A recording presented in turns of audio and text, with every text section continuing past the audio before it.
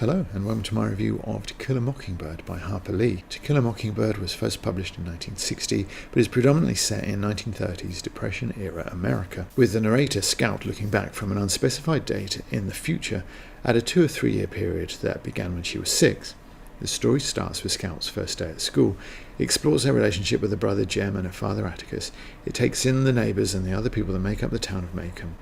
Macomb is a fictional town largely based on an actual Alabama town called Monroeville that was also Lee's hometown. All of this is recounted by Scout from a future vantage, and that helps Lee explore the town with a tone of wistful nostalgia. At the same time, the youthful protagonist explains the world around her with naivety and innocence that makes for a unique and fascinating interplay. People moved slowly then. They ambled across the square, shuffled in and out of the stores around it. They took their time about everything. The day was 24 hours long but seemed longer. There was no hurry, for there was nowhere to go, nothing to buy and no money to buy it with, nothing to see outside the boundaries of Macomb County.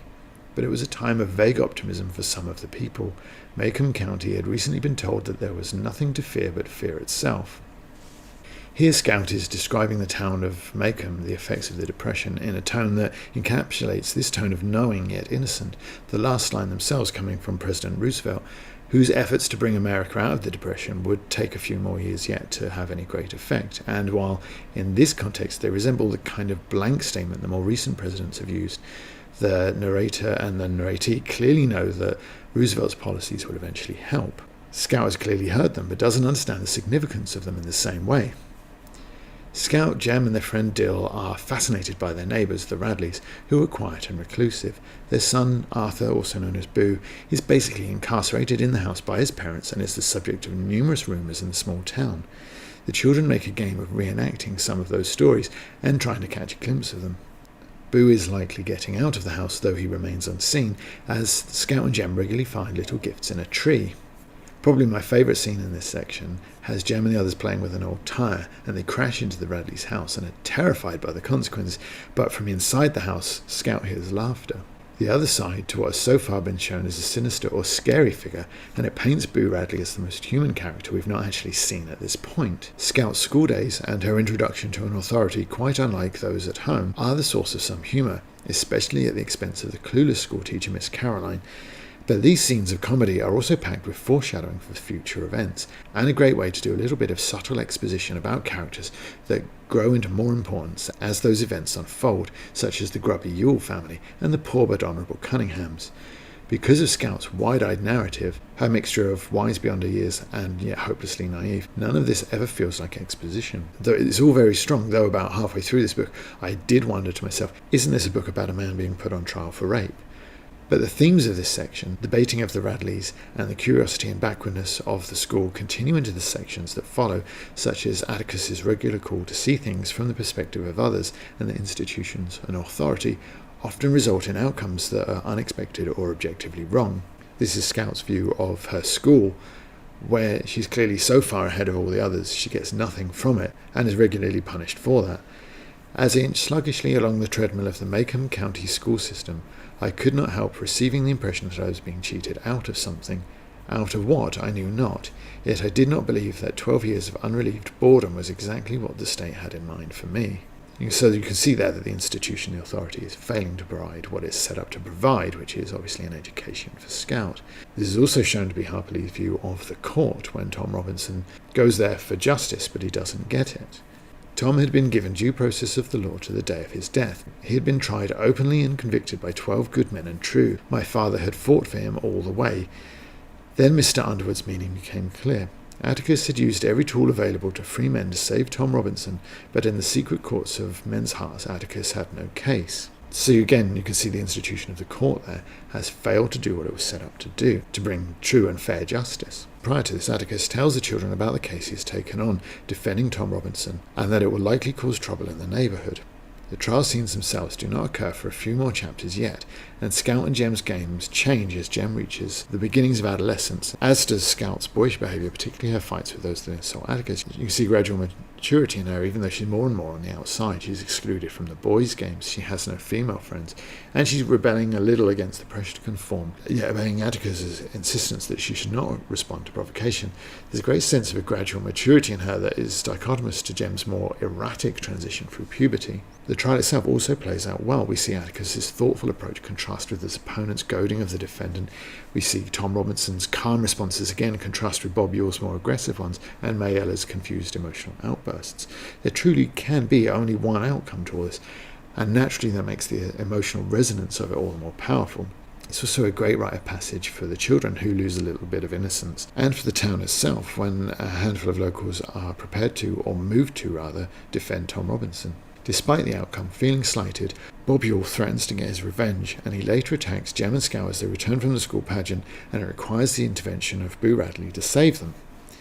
This story is incredible. It combines wry humour such as Scout's misunderstanding of the schooling practices, Atticus's response to the idea that he's a radical when he says, "Tell them I'm as radical as Cotton Tom Heflin," and scenes with more emotional weight such as Jem reading to their dying neighbour and the trial's outcome. It's all the more powerful when Harper Lee ties a scene of great poignancy such as Tom Robinson's trial to the silliness of the Miss Tutti and Frutti scene to the same theme.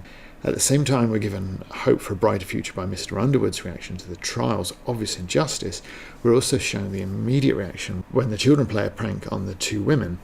Even though some people were changed by what's happened, it's little more than a baby step, and the reaction to the prank Scout and play Jem on the Radleys at the start of the book is to blame a non-existent black person for it, and Mrs. Tutti and Frutti do the same even after the trial. In fact, I know it kind of intended to buy into Atticus's doctrine of looking at the situation from the perspective of the other party, but the novel actually shows repeatedly that the doctrine is a failure. The conviction of the innocent Tom Robinson is partly due to Atticus's failure to convince the jury to do just that, perhaps even of himself, to understand the world as they experience it, or even how Robinson himself does. Later, Atticus dismisses Bob Ewell's threats as nothing more than bluster, and but for Boo Radley's intervention, that would likely have cost him both his children. It's Scout's pathos that prevents a lynching at the jailhouse, not Atticus's ethos.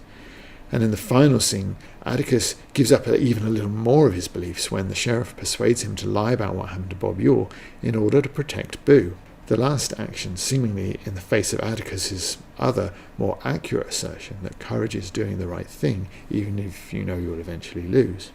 It's possible also that this makes Atticus the least convincing of the characters, along with his progressive attitudes towards raising his children, but that are shown as superior to those of the others. But he does stick to his beliefs steadfastly, only wavering at the end. He's maybe a little too good to be true, but then he may also represent the unattainable ideal of the Southern gentleman, treating everyone equally with kindness and empathy, standing up to protect the town from violence and folly in the shape of the mad dog and its own prejudice. Could he do any more than stand before the jail and protect Tom Robinson from the mob? Perhaps with courage and wisdom in abundance, as the embodiment of Lee's message of tolerance, he's actually a role model for all of us, not just the ideal Southern gentleman to aspire to. His beliefs in his character make him very thought-provoking and certainly not forgettable. Likewise, there's obviously something semi-autobiographical about Scout. She's fun and she's funny throughout, and her tomboyish ways are a challenge to the idea of the Southern belle. Though she does dabble with the allure of the ladies' society, she sees through its hypocrisy. Bravely standing up to the men outside the courthouse, though perhaps her emotional appeal makes a statement on that too, that it takes the feminine appeal, the emotional one, to steer the men away from the situation. Like Jem, she matures through the novel, being scrappy and inconsiderate at the start, but calm and wiser towards the finale, where she then considers that they've been through so much. I thought Jem and I would probably get grown, but there wasn't much left for us to learn, except possibly algebra. It's an amusing reminder of just how much she's been through, and just how young she still is. In conclusion, with a message that preaches tolerance and understanding of each other with its charming, human, and extraordinary characters, To Kill a Mockingbird is a touching and very real story of the coming of age of two young people and the tragic consequences of prejudice. It's moving, it's funny, it's also a wonderful, practically faultless novel that, in truth, is impossible to recommend highly enough. One of the very best books I've ever read, and while I haven't read anything like enough books to be certain, I'm prepared to go out on a limb and say To Kill a Mockingbird is probably one of the best books ever written. So thank you for watching my review of To Kill a Mockingbird by Harper Lee. I hope you enjoyed it, and I hope that it inspires you to go out and read the book for yourself, or reread it if you already have. And in the meantime, feel free to check out some of the other content on our channel. And like and subscribe and ring the bell so that you get notified next time we upload something. I'll see you in the next one.